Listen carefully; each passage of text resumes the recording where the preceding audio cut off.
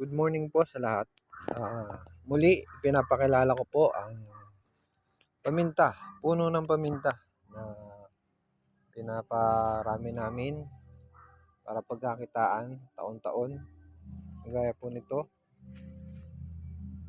2 years old na paminta na bumubunga na ng mga 10 hanggang 20 sanga ng paminta. Ito po yung 3 years old na almost 1/4 na siya kung bumunga. Ito naman po yung mga 4 to 5 years old na bumubunga na ng kalahating kilo. At dito sa medyo kalapit din niya kasi po hindi sabay-sabay yung paglaki nila. May naunang itinanim, may nahuli. Ito po yung mga 5 to 7 years na paminta na bumubunga na ng kalahati hanggang 1 kilong paminta taon-taon.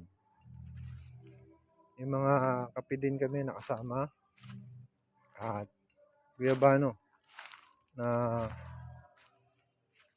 kadalasan pinipitas namin tuwing linggo.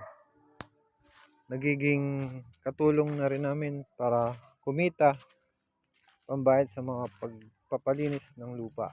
Yan po, guyabano. May mga kape din kami na taon-taon hina-harvest. Yan po, kape. May saging din po kami na senyorita. Ang senyorita naman po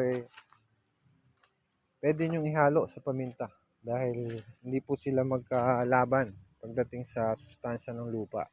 Yan po, senyorita. May mga ilang puno ng saba. Yan po magaling na suporta sa pagpaparami ng paminta dahil nakakalis po yan sa gastos sa pagpapalinis. Diyan na po kami kumukuha. Yan po, 5 years old na paminta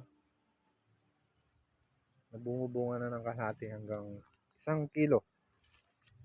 So kung meron kayong 1,000 na puno ng paminta, napakalaki ng kita taon-taon. Kung kayo naman po nasa mga 2 hanggang 3 hektaryang paminta, sureball po ako, milyon. Milyon na po ang kikitain nyo taon-taon dahil ang puno po ng paminta umiidad at tumatagal ng 25 taon hanggang 70 na taon. At maisasalin nyo pa sa mga anak ninyo ang pagpapalaki ng puno ng paminta. Yun lamang po. At kung may karagdagan po kayong tanong, i-chat nyo lang po ako, i-PM nyo ako kung interesado po kayo na mag-umpisa o magsimula ng pagtatanim ng paminta. Maraming salamat po.